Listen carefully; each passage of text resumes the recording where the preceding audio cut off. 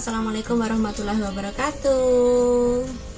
Terima kasih yang sudah singgah di channelnya Ibu ya. Hari ini Ibu lagi sibuk di greenhouse. Kebetulan baru pulang dari beli obat, beli multivitamin di apotek. Jadi pas lewat pintu belakang, melewatin greenhouse, kok sudah kelihatan nih cabai-cabai yang di dalam greenhouse ini udah mulai keluar cabainya kecil-kecil. Jadi sekalian mampir sini, sekalian bikin vlog untuk kalian. Jadi kali ini Ibu cuma cerita-cerita sedikit, cerita-cerita hal yang lucu-lucu aja yang terjadi selama Ibu tinggal di Belanda. Jadi nggak terlalu serius-serius amat bahasannya ya. Kalau kalian suka hal-hal yang lucu, mungkin bisa ditonton vlog ini sampai selesai dan jangan lupa di subscribe.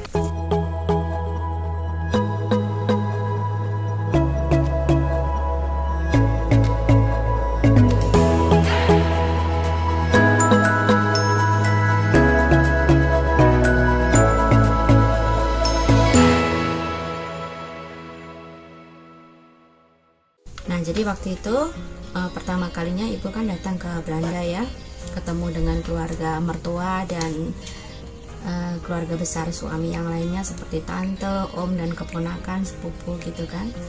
Nah, ternyata tuh tradisi di sini kalau kita cipika-cipiki itu 3 kali. Jadi pipi kanan, kiri, kanan, atau kiri dulu, kanan dulu, lalu kanan, kiri. Jadi 3 kali. Kalau kita kan kanan, kiri sudah ya. Nah, waktu itu karena nggak tahu, jadi waktu dicium itu setiap di cipika-cipiki ketiga itu Ibu melengos. Alhasil suami narik terus bilang begini, kalau di Belanda itu cipika-cipikinya 3 kali, nggak kayak di Indonesia cuma 2 kali. Oh ya, agak malu sih, agak gimana gitu ya, baru tahu kali itu, agak lucu juga, jadi kita agak canggung. Nah, selain itu juga waktu kan dikasih kado nih ya. Jadi kebiasaan orang Belanda itu kalau di acara apapun mereka suka memberi kita kado. Misalnya kita punya rumah baru, kita punya baru lahiran anak, ulang tahun pernikahan atau pernikahan atau perayaan apapun itu mereka biasanya ngasih kado. Nah, waktu itu karena belum tahu ya, pertama kali datang ke Belanda itu banyak yang ngasih kado ke aku, termasuk mertua dan oma dan tante juga ngasih kado kan. Nah, kalau ngasih kado gitu kan, ya udah terima kasih, aku terima, itu kan aku taruh lagi di atas meja. Terus yang lain, orang lain lagi ngasih, aku terima, aku salamin, terima kasih, taruh lagi di atas meja. Tapi ternyata mereka ngelihatin aku sambil berdiri aneh gitu. Aku kan nggak ngerti ini kenapa kok aku sudah berterima kasih atas kadonya, kok mereka malah ngelihatin aku dengan aneh gitu kan ya. Terus suami bilang begini sama aku, kalau di Belanda itu ya, kalau kamu nerima kado dari orang itu langsung dibuka, langsung ditunjukin gitu.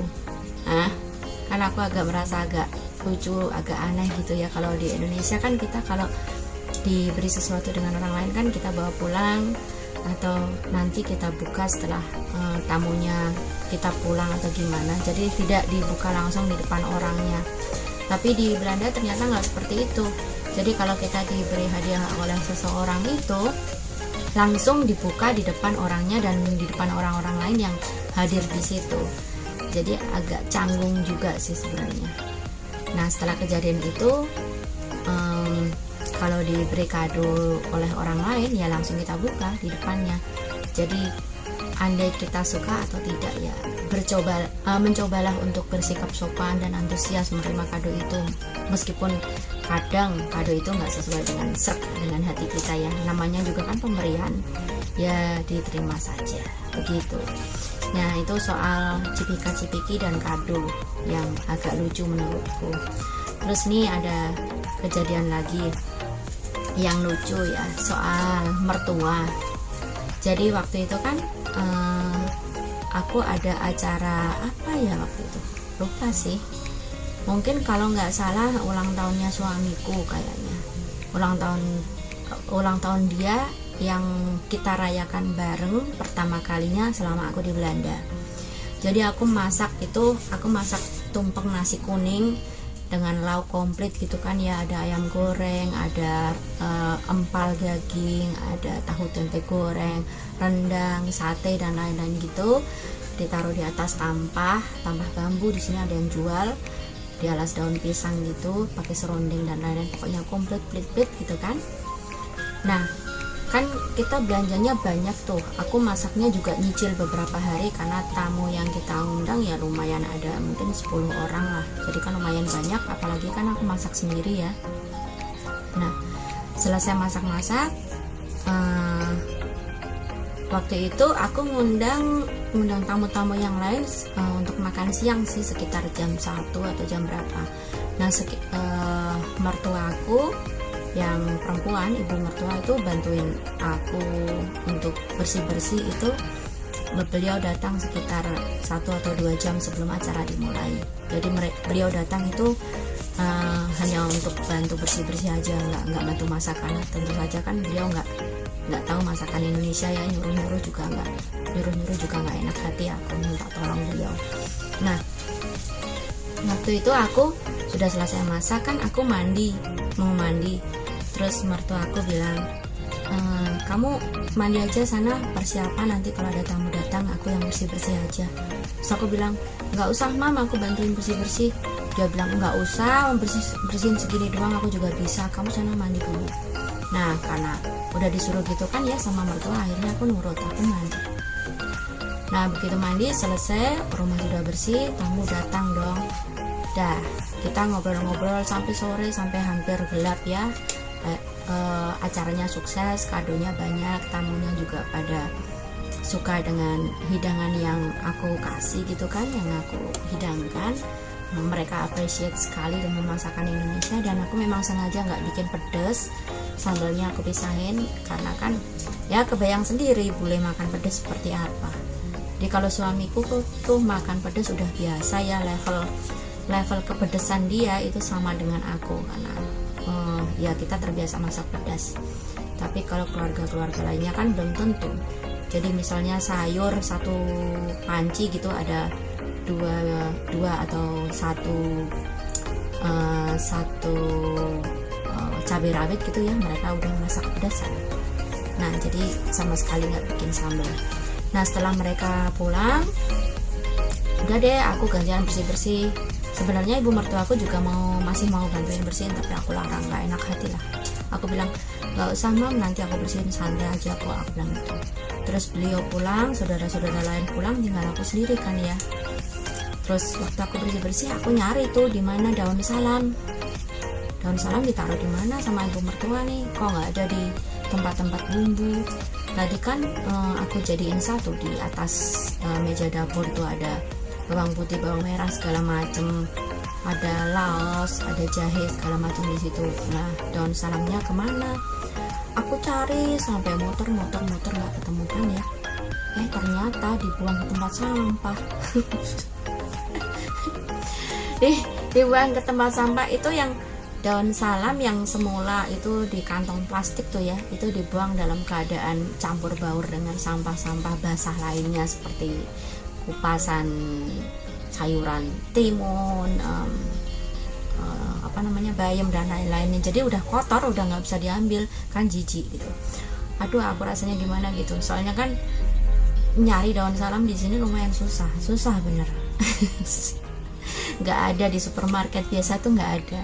Jadi kalau kita beli daun salam itu harus pergi ke supermarket khusus yang paling enggak kita harus berkendara sekitar ya 10-15 menit, kan lumayan jauh tuh ya. Apalagi kalau cuma sekedar beli daun salam, nggak beli kebutuhan lainnya. Tapi ya gimana, udah terlanjur dibuang ke tempat sampah kan, nggak bisa diambil lagi. Aku cerita sama suamiku, nggak marah sih, cuma cerita aja. Terus suamiku malah ketawa kan, ngakak. Terus suamiku bilang gini, ya mungkin dikiranya mami itu daun kering dari kebun atau gimana, kok kamu taruh di atas meja dapur campur baur sama segala macam. Ya dibuang karena dikiranya nggak kepake gitu.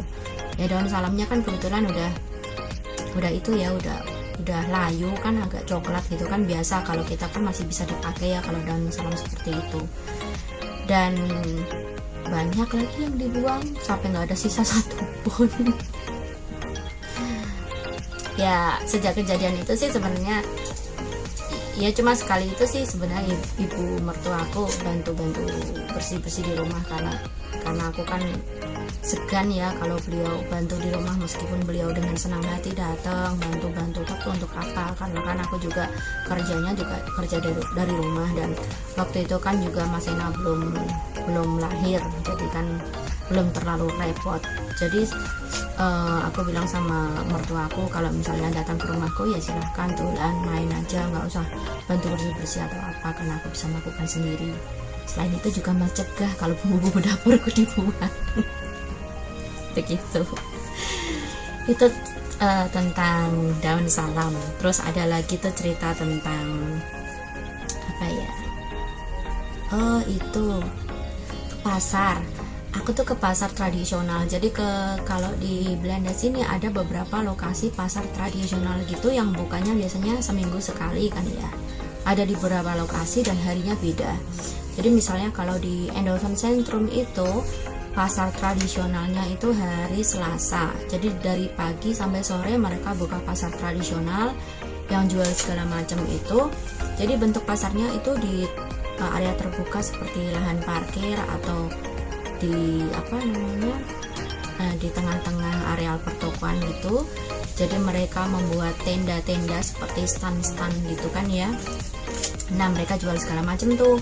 Jadi kita bisa nemu bahan pangan Asia yang eksotik atau murah-murah di situ juga, yang lebih komplit dari supermarket biasanya, dan harganya jauh lebih murah, dan bahkan bisa ditawar juga kadang-kadang. Nah waktu itu aku lewat tuh di daerah pasar tradisional. Waktu itu kan aku belum berhijab ya, dari pagi masih ngantuk gitu, mendung-mendung pakai jaket, udah ke pasar diantar sama suami. Jadi kita jalan berdua. Itu di depan stand sayuran itu ada orang Belanda bule gitu ya. Aku lewat itu dia neriakin aku terus gitu, "Ni hao ma, ni hao ma, ni hao ma" gitu. Pertama kali aku nggak ngeh, ini orang ngapain sih, berisik banget kok ni hao ma, ni hao ma, ni hao ma terus.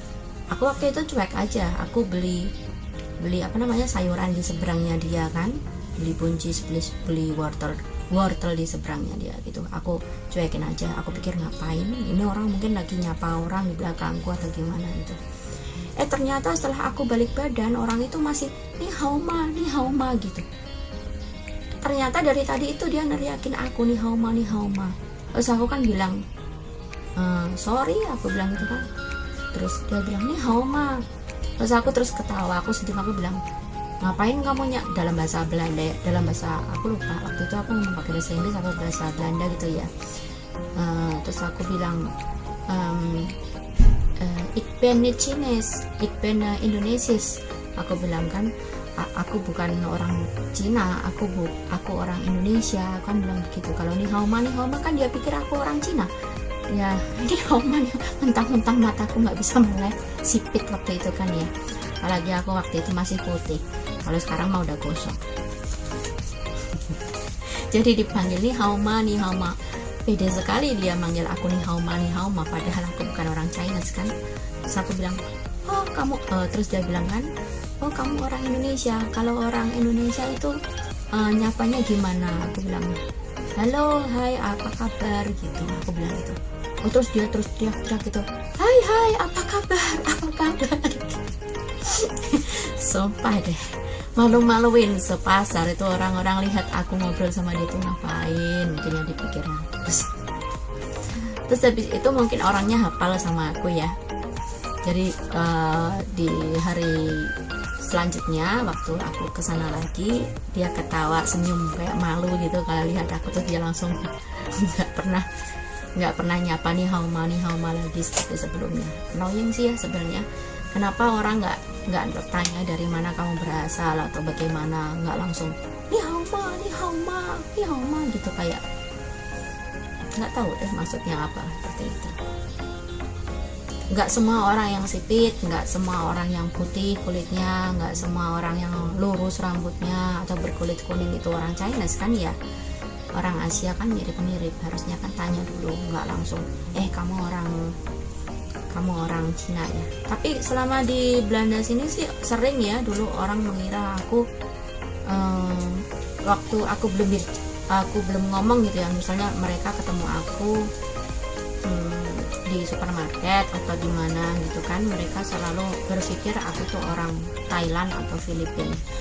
Tapi setelah aku bilang orang Indonesia, itu reaksi pertamanya mereka langsung bilang, oh orang Indonesia tuh suka masak, langsung bilang begitu. Mereka nggak tahu aja sebenarnya aku nggak suka masak, cuma masaknya karena terpaksa. Di sini kalau aku nggak masak sendiri, makan apa coba? Masa makan roti melulu? Aku nggak doyan roti. Aku tuh nggak pernah makan roti di rumah. Ya bukan bilang nggak pernah sih ya, maksudnya ya nggak suka aja makanan Belanda, nggak suka makan roti. Jadi makan buah, makan sayuran, makan lauk, dan makan masakan Indonesia. Jadi hampir aku nggak pernah sarapan roti seperti orang-orang Belanda atau suamiku dan saudara-saudaranya. Bahkan suamiku itu juga makannya masakan Jawa yang aku masak setiap hari. Jadi kita ngomong apa tadi? Sambil roti ya itu. Nah itu tadi cerita ya tentang orang-orang panggil Nihauma. Nah ini ada cerita lain lagi yang lucu juga tentang tetangga. Jadi waktu itu kan aku baru datang di Belanda kan ya, selayaknya orang baru datang kan aku ngirim, aku masak, aku bikin masakan terus aku taruh di beberapa box gitu, terus aku bagiin ke tetangga kanan kiri yang kira-kira dekat dari rumah lah, ada sekitar 5 atau 6 orang waktu itu. Nah tetangga sebelah rumahku itu kebetulan orangnya sepuh, yang sebelah kiri orangnya pasangan sepuh, anak-anaknya udah nggak tinggal di situ, jadi mereka berdua saja. Aku tuh kasih waktu itu masakan apa aku lupa, tapi aku kasih juga. Terus nyonya yang terima itu yang perempuan, yang ibunya. Aku memperkenalkan diri waktu itu karena belum bisa bahasa Belanda kan ya, aku mengenalinya pakai bahasa Inggris waktu pertama kali datang. Aku tuh istrinya Pak Kris, ini baru datang dari Indonesia, ini ada sedikit makanan yang aku masak sendiri, aku bagikan untuk kalian. Aku bilang gitu kan. Itu orangnya benar-benar nolak loh, bilang alergi lah, dan aku alergi ini. Terus aku bilang kalau makanan ini bahannya dari ini, dari tofu, kalau makanan ini dari ikan, kalau makanan ini dari tempe, aku bilang gitu kan. Jadi pilih aja yang mana kamu suka atau yang nggak bikin kamu alergi. Terus udah aku jelasin kayak gitu, orangnya ya nerima sih, tapi dengan pandangan ke aku itu kayak ragu gitu kan. Ya mungkin nggak tahu apa yang ada di pikiran dia. Ini orang Asia baru datang, nggak kenal, ngasih makanan, mungkin takut diracun kali ya. Kalau ingat kejadian gitu masih sebel sih sebenarnya, sebel lucu, pengen ketawa gitu kan. Akhirnya diterima. Nah waktu itu aku sebenarnya nggak berharap tempatnya dikembaliin ya, karena toh itu kan cuma box plastik biasa gitu kan. Ternyata sekitar 2 hari kemudian tuh ada yang bunyiin bel pintu, suamiku buka. Ternyata tetangga sebelah ngembaliin boxnya itu, tapi kali ini yang bapaknya, yang laki-laki gitu kan. Terus bilang sama suamiku, oh itu istrimu ya? Oh iya, yang ngasih makanan istri saya. Enak makanannya loh, istriku juga suka. Dia bilang terima kasih gitu. Senyum lebar dia, terus bahas masakan Indonesia enak ya. Terus udah pamit kan, terus suamiku ke dapur kan ngasih itu box plastiknya ke aku gitu. Terus suamiku cerita, mereka bilang enak begini gitu kan. Terus aku bilang ayah enak lah, kemarin juga pakai curigation segala macam, gimana ngelihat aku kayak mau diracun aja gitu. Kesel. Tapi setelah itu ya yang namanya bertetangga kan kita kadang ketemu mereka di depan gitu kan. Orang-orang Belanda sih sebenarnya nggak terlalu bersosialisasi, tapi seandainya kita ketemu mereka waktu di depan rumah atau di belakang rumah atau di jalan atau di supermarket, kebetulan ketemu tetangga, mereka biasanya ramah kok, nyapa. Nah kebetulan pernah suatu hari itu aku dikirimin apa ya, paket atau kado gitu loh dari mertuaku, tapi itu surprise gitu. Jadi beliau nggak ngasih tahu bahwa beliau ngirim kado hari ini gitu kan, nggak ngasih track and trace-nya. Jadi waktu itu kebetulan aku pergi sama suamiku, pulangnya sampai malam, nggak ada orang di rumah kan ya. Nah ternyata sampai rumah itu ada kayak surat pemberitahuan dari pihak pos bahwa ada paket untukmu yang kami titipkan ke tetangga nomor rumah sekian gitu. Ya udah, aku pikir karena udah malam nggak sopan juga untuk rumah orang, jadi besok aja lah aku ambil. Nah besoknya aku ambil, aku bawain makanan yang sudah aku masak sendiri, aku ambil tuh paket sambil ngasihin makanan gitu. Tidak seperti kejadian sebelumnya yang memandang makananku dengan penuh rasa curigation. Kali ini langsung diterima dong dengan senang hati masakanku. Aku bilang terima kasih ya sudah ngerepotin, sudah mau dititipin paket. Oh iya kita kan tetangga gitu. Ya tetangga lah.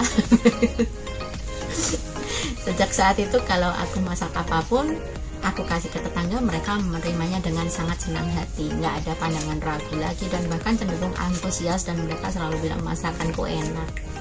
Ya begitu, tak kenal maka tak sayang tetangga. Nah itu ya. Terus ada lagi nih kejadian tentang tetangga. Jadi waktu itu tuh aku berkebun. Iya, kayaknya pas aku hamil tua gitu deh. Aku hamil tua gitu kan. Mas Firmannya sekolah, papa kerja. Nah aku iseng berkebun di belakang rumah. HP kan aku kantongin gitu ya, nggak ada nadanya. Oh ada nadanya apa nggak ya? Aku biasa nggak pernah masang HP pakai nada sih. Nah waktu itu aku ngantongin HP, terus aku berkebun gitu kan, nyaputin rumput, nanam bunga. Waktu itu tuh kebetulan musim panas kan, musim semi, hampir melahirkan kok aku. Jadi musim semi itu kebiasaan kalau orang sini kan biasanya kalau orang Belanda itu kalau cuacanya bagus mereka duduk-duduk di belakang rumah sambil ngeteh, sambil ngopi gitu, sambil makan kan di luar rumah gitu. Nah aku tuh dengar tetanggaku itu ngobrol, yang tetangga sepuh ini. Mereka ngobrol berdua gitu kan, si istrinya nyanyi-nyanyi gitu. Aku diem aja sambil sibuk sendiri gitu. Terus tiba-tiba tuh istrinya kentut kenceng banget, gitu kan. Aku tuh batin, ya ampun ini kentut kenceng banget. Kita cuma dipisahin sama kayak pagar kayu gitu kan, setinggi, ya ini setinggi berapa meter? 2 meteran ya, setinggi 2 meter kan denger aku. Apalagi kan pagarnya kan nggak pagar solid ya, ada lubang-lubangnya gitu kan, denger kenceng di balikku gitu. Nah si suaminya tuh bilang begini, kentut kenceng banget, kedengeran kemana-mana gitu kan. Aduh, aku kalau inget itu tuh sampai sekarang masih ketawa mulu loh. Terus si istrinya tahu nggak bilang apa? Ah nggak bakal denger, nggak ada siapa-siapa gitu kan. Ya udah. Ternyata pas aku udah diem aja, aku nggak mau nyuara kan supaya mereka nggak tahu kalau aku ada di seberang, ada di seberang pagar gitu kan. Nah aku diem aja tuh.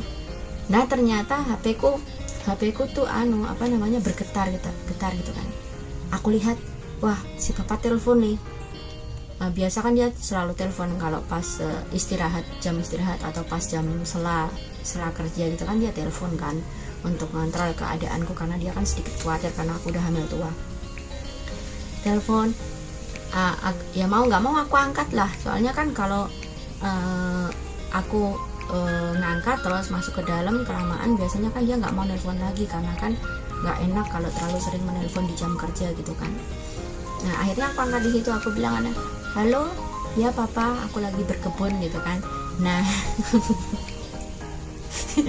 tetangga sebelahku itu dengar aku ngomong, terus dia bilang begini, yang laki-laki, tuh kan ada orang, dia dengar kamu kentut gitu. Jadi tiba-tiba aku ketawa, aku sebenarnya ketawa, udah nggak bisa nahan tawa itu waktu itu kan. Terus tiba-tiba tuh terus suaminya bilang begini sama aku, maaf ya, tadi istriku kentutnya kenceng banget, bilang begitu. Aku bilang, oh ya nggak apa-apa, gen problem, aku bilang, no problem, aku bilang gen problem. Kalau orang sini kan bilangnya gen problem, it's okay, aku bilang gitu kan. Terus aku masuk dong ke dalam rumah, aku ketawa sekenceng-kencengnya, ya Allah, lucu banget. Sampai sekarang pun aku masih ketawa sampai nangis loh kalau cerita atau inget lagi kejadian itu tuh kan, aku sampai nangis. Kalau ketawa biasanya sampai nangis. Nah itu sih. Jadi lain kali pelajaran buat kalian ya, kalau misalnya mau kentutlah di dalam kamar mandi atau di dalam kamar kalian sendiri supaya terjamin kerahasiaannya. Soalnya kalau kentut di luar atau di tempat lain atau di halaman belakang, di halaman rumah, mungkin meskipun nggak kelihatan, tapi ada makhluk tak kasat mata yang melihat kalian dan mendengar kentut kalian. Nah begitu. Nah itu lucunya. Ini yang hal lucu yang terakhir ya, hampir 30 menit ini aku ngerekam, udah terlalu lama mungkin. Ini kejadian waktu Mas Sena baru lahir. Jadi Mas Sena itu umur berapa bulan gitu ya, masih belum bisa apa-apa, masih nggak bayi merah sih, maksudnya belum bisa merangkak, belum apa-apa. Jadi dia itu bisanya ya cuma masih bubuk gitu, mungkin usia 2-3 bulan ya, masih belajar tengkorak gitu. Jadi sebagai warga negara asing yang tinggal di Belanda, apalagi dari Asia seperti aku, itu punya kewajiban untuk melakukan tes TBC. Jadi meskipun kita bukan perokok, kita nggak punya penyakit TBC atau pokoknya nggak ada perkecualian, kita harus melakukan tes TBC selama periode tertentu, misalnya beberapa bulan sekali ya. Kalau aku nggak salah inget sih selama 6 bulan sekali gitu, selama tempo berapa tahun itu kami harus melakukan tes TBC. Nah selama ini sih hasilnya sih negatif ya, karena aku memang bukan perokok dan memang sehat walafiat, jadi nggak punya TBC. Tapi tetap aja selalu diadakan pemeriksaan TBC berkala. Nah waktu itu pemeriksaan ketiga atau keempat aku lupa, suami mau nganterin tapi aku bilang nggak usah lah, toh si Mas Senanya juga masih anteng, aku bisa bawa, aku bilang gitu kan. Terus suami juga tanya, nanti kalau di sana pas kamu di foto foto dada gitu kan, ronsen apa itu istilahnya, foto X-ray gitu, siapa yang megangin Mas Sena gitu kan. Aku bilang nggak apa-apa lah, nanti pasti ada yang megangin kok, atau aku taruh di mejanya gitu kan, toh dia juga masih anteng, belum bisa apa-apa, aku bilang begitu. Terus si papa bilang, ya udah kalau kamu maunya seperti itu, berangkat aja, hati-hati naik kendaraan umum kan, aku naik bis. Jadi selesai pulang dari pemeriksaan dari pemeriksaan TBC kan aku pulang ke rumah. Pemeriksaannya sih lancar-lancar aja, nggak ada masalah, dan nggak rame juga, nggak antrian, karena kan setiap orang sudah punya jadwal ya, hari apa jam berapa gitu kan, jadi nggak berebutan sama orang lain, nggak pakai antrian gitu.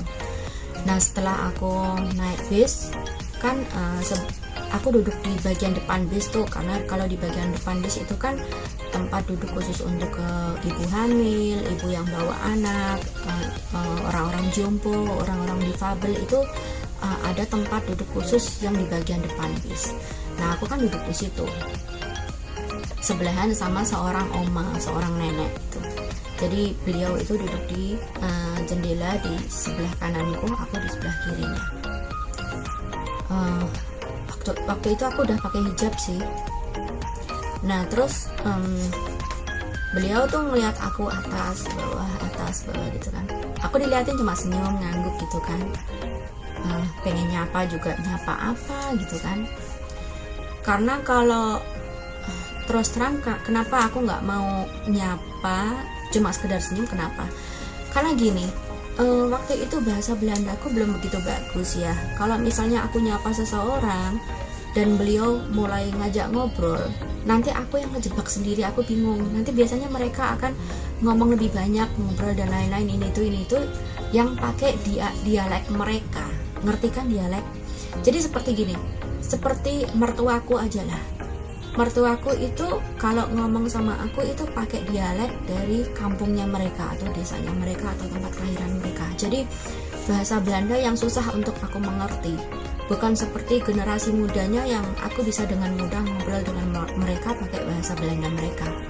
Jadi kalau yang generasi tuanya itu masih terpengaruh pakai dialek atau logat dari daerah mereka. Seperti misalnya gini, kita orang Jawa, aku orang Jawa ya. Aku sampai sekarang pun aku ngomong pakai bahasa Indonesia pun pasti logat Jawanya masih medok kan. Nah seperti itu. Jadi mereka bahasa Belandanya juga medok dan aku kadang nggak suka, bukan nggak suka ya, kan maksudnya nggak mudeng apa yang mereka omongin gitu. Jadi daripada salah komunikasi mending aku senyum aja, ramah gitu kan, tapi nggak ngajakin ngobrol. Nah ternyata bis kan udah jalan tuh, terus si ibu ini, si oma ini masih ngeliatin aku terus kan. Aku kan kikuk diliatin terus atas bawah. Nah secara waktu itu Mas Ena tuh bule banget waktu baru lahir kan, gemuk putih banget kan, pipinya merah gitu kan, bule dia. Aku kan nggak bule. Tahu nggak apa sih oma bilang? Kalian duduk di sini berdua aja gitu. Awan bilang, iya oma, kenapa? Bilang gitu. Cuma berdua? Iya berdua. Terus dia tanya, ibu dia nggak duduk di belakang?